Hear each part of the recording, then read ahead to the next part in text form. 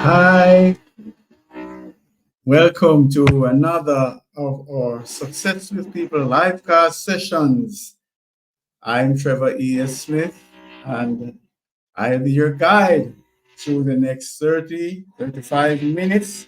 We won't be here longer than that. So, today we want to look at this issue of burnout. It is real, friends. I just had a conversation this morning with a colleague, a friend of mine, who actually has major issues coming from her executive profile. Yes, she found a lot of issues that were not normally, you know, a problem for her, and it's all related to her workplace stress. So I just want to point out that this issue of burnout is a factor, but there could also be burnout across a team. And that's what we want to talk about today, team burnout. Yes? All right. So, organizations can have this problem. And there's a Gallup study that indicated that two-thirds, two out of every three employees in that study, and it was like 7,500 persons suffered from burnout. So it's real. It's real. And our objective today is to see how we can actually address the issue. All right. So we can't totally deal with it, but we can look at least one factor that's important in dealing with burnout, team burnout. Okay. So let us see first of all with the cues so that you can see when this is coming. All right. So the first thing that we look at would be health issues, and we want to look at Marsha. So she dedicated, never miss a day out, work, first in, last out. But now we find that Marsha is missing days, taking off sick days. And we are saying, what's happening? Is Marsha looking to leave the job? What's happening with Marsha? Why is she really not present? And so finally, Marsha goes and gets a checkup, and she finds that she has some stress-related health issue. That's a real factor. That's a real factor. I'm telling you, I just spoke to somebody this morning with exactly this. Her thyroid levels are off the chart. Never happened before. So when that happens, and we say, okay, that's happened to Marsha. But what happens when it goes and the other members of the team also have the same challenges? What happens then? That's the question. We need to look at that as a warning sign. Yeah. Then conflict. This is a nice, harmonious team. These people get along very well.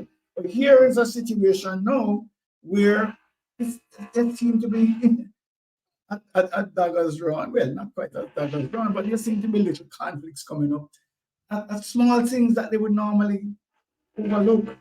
And some of the things are escalated, to be resolved when normally people would say, okay, I'm sorry, Trevor. They maybe I said the wrong thing. And we just move on. But no, some of the conflicts are more embedded. And so that's one of the things that we have to look at.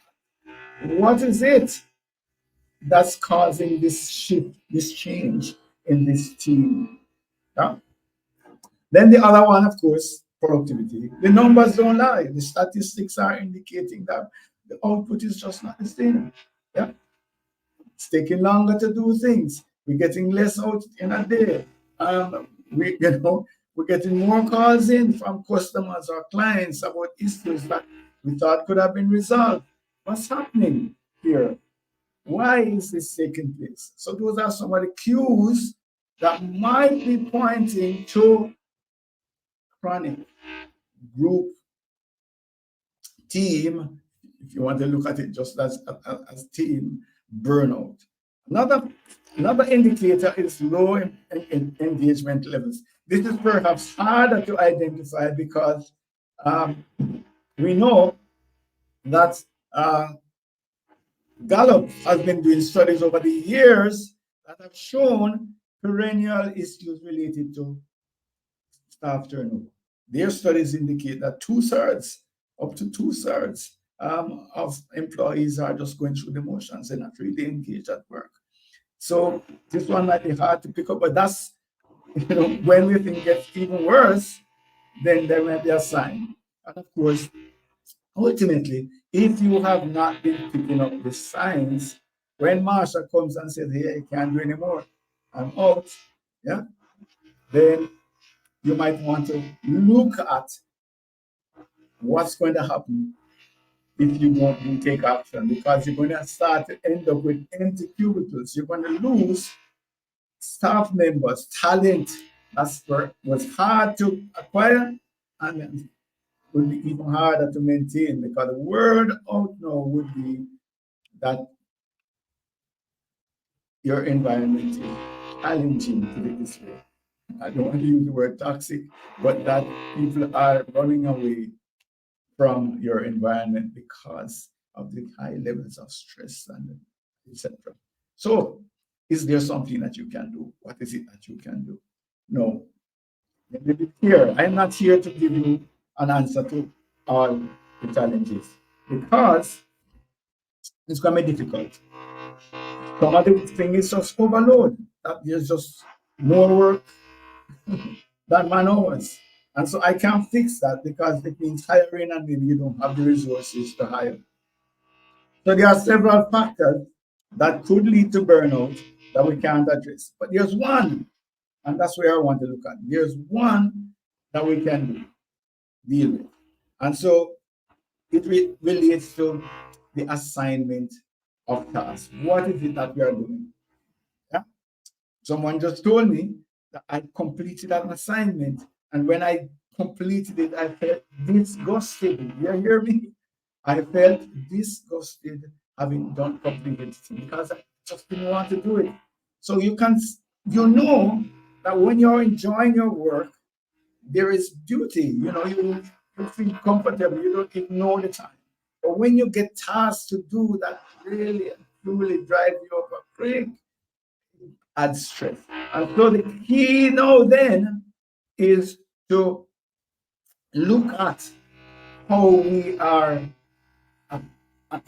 assigning tasks. Are we taking the trouble to analyze how the tasks are being assigned, who is getting what? And that's where I want to um, dive down into. Let me tell you where I'm going with this.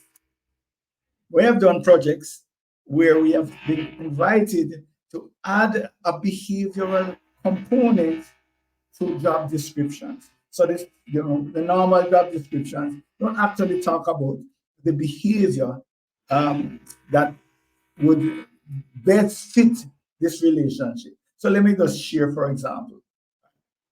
So if we're looking at someone who's doing assessments in an HIV clinic, you really want someone who is really focused on quality assurance, on compliance, on doing things according to the book. You don't want somebody who's more, creative and innovative and, gets distracted easily. So you know the kind of behavior that's assigned to that job. If you were looking on the other side now of somebody who is a playmaker at a hotel resort, then you do want somebody who is easy with people and is creative and can really create a lot of excitement. So we know then that jobs have some kind of a personality attached to them, and that is the key. If we can assign roles that are best fit for someone's personality is going to make a difference as to whether they enjoy the job, as to how stressed they are, as to how tired they are. Just think about it. If you were assigned and you had to use your left hand, let us say you're right-handed, and you had to use your left hand at work all day long, you're going to be much more tired than if you were able to use your right hand. And it's the same thing with behaviors. We need to look then at how do we solve this problem, because this problem is a stress-related problem where people are in roles that they are not comfortable doing. And so every day, because they want to earn their income, so every day they come, but they do it, but they're extremely tired when they go home because this is not what they want to do. And so burnout is likely in those situations. So this is the one we can solve. We can actually solve the problem of task alignment to personalities. That makes a huge difference in terms of addressing one of the issues. So I'm just saying, if we're not paying attention to this, there is a danger that burnout could be camping at your door. Yeah. Because let us say when we are not attentive to behavioral styles and to how people communicate, how I want to receive my instructions, how I want to give you instructions, how I want to receive feedback, how I want to give you feedback, how do we connect? Yeah. So it's gonna lead to a lot of misunderstandings, misinterpretations, rework. It's gonna deal with frustrations. I'm gonna go home, pick up, be very upset because of how you said something to me. And so that constant friction and that constant misunderstanding is going to contribute to high levels of stress, which can then fuel burnout. So, what is the answer to that? Here are some solutions. And that's where we want to be today. Just to give you one answer to team burnout, and that is task style alignment. What is it that I'm suggesting that you do? First, and the major thing, if you just get one thing from what I'm saying today, it is this: spend the time. If you don't have the expertise, get the expertise. Have someone go back over your job descriptions with a unique focus on the behavioral implication. Who is best, or put it this way, not even who is best. What kind, if we could create somebody to do this job, how would that individual behave? What kinds of what kinds of personality, what kinds of behaviors would we expect from this individual? That, so let me tell you, the exercise, one of the exercises that we're talking about in terms of doing this work with job descriptions is that there was a job where the individual had to be extremely innovative and creative, yeah, in order to succeed. But at the same time, there were budgets appended, and the person had to be able to account for every single cent. you know. And so, on one hand, you wanted what we identify as I style behavior, and on the other side would be a C style behavior. Hard to find someone with that covers that spectrum. C and I, different philosophies, different mindset, different approaches to life. And so the recommendation we made is it is best to divide up the functions. Let this individual do the creative things and get, someone else to do the accounting. So that's the kind of thing that I'm talking about, because that individual would perhaps not succeed at one of the areas. Either they're going to be more focused on the finances and lose some of the creativity, or vice versa. So that's the kind of thing we're talking about. What is it that we're looking for, and how can we find someone that fits that role? What that does as well is that you get someone who's excited about the job, who's interested all day long, getting along with the work, not being upset with tasks that they don't want to do. And of course, this requires, yes, I know, it's not a promotion, though, but I can't deal with the issue without giving you the tools. So you definitely, it's not something that you can just think about. You have to do the behavioral assessments. And so, for example, and you can use whatever tool you want, but at extended risk, we have what we call a role fit analysis, where we pull out from our vast behavioral library competencies that are aligned to getting this job done. So we pull out those competencies and we say, okay, this is what you're looking for. This is the ideal client for this job. And so you do the behavioral assessment, you match them against the role fit analysis, and you can see which client, which applicant, for example, is the ideal fit. You can then use those areas where there's a gap, where the person is not comfortable with a particular competence that's important.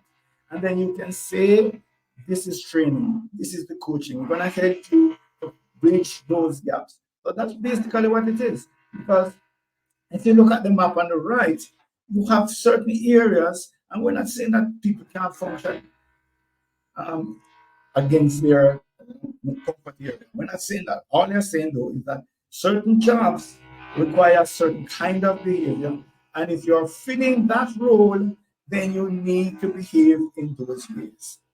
And so, for me, you're going to have less chance of burnout if the person's natural style is aligned to the role that they're assigned to do, as against if they're stretching all the time to be something other than who they are.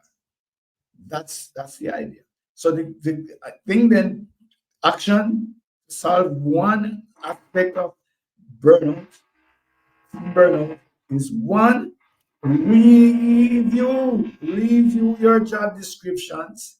Yes, from a behavioral perspective. So make sure that you're doing a role fit. Identify what is the ideal behavioral style for this role. And then the other thing would be the behavioral assessment. And having got the behavioral assessment done, you can then see who is a good fit for it.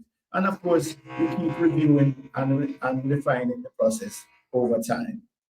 All right.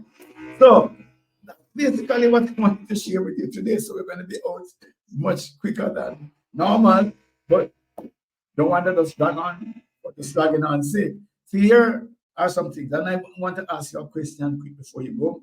I want to let you know that these live casts are available on our YouTube channel. It's at Extended Disc Solutions, at Extended Disc Solutions, and you can access all of these live casts. Also, I'm inviting you to join our leadership DNA club, where we share information. As I keep saying, this is not one of those clubs, groups that on LinkedIn that you just come and everybody just put ads on it. This is really just content rich, so you can actually just ask. We're letting everybody, by the way, ask to join the leadership DNA club. And as you know, probably don't know, is that we have a Success with People newsletter. So you can actually subscribe to that and get rich content every week. So who are we? I'm with the Success with People Academy. We are a part of the InfoServe group, and we deploy our discerning model of communication and leadership to help individuals, teams, and organizations to be their best selves. Right? And of course, yes, we are franchise holders for Extended Disc on the Revolutionary Fit platform, and so we do granular behavioral DNA assessments. So I'd love to have a conversation with you. You can send me an email at info@successwithpeople.org. I have a major question for you. I want to move the timing of these live casts from the middle of Friday in the days to 8 p.m. Eastern Standard Time. So right now we are same time with the US, and it might then move to 9 o'clock. So if you can just send me, please, a little note to say that works for me or better for me. We will still have the recordings, but we'd like to shift from a Friday 11 a.m. to a Thursday night at about 2 p.m. Please let me know. Also, as you can see, we are sure recertification providers, which means that when people work and people get professional development credits, they can, in fact, use them for their SHRM CP or SCP certification. Bottom line is that means that we operate at high international standards. So that's it. Just want to remind you, the key is look at the misalignment, mismatch of personality with role, and try to fix that. That's going to help a lot of persons to avoid burnout. All right. So I'm Trevor E. S. Smith, and thank you for spending time with me.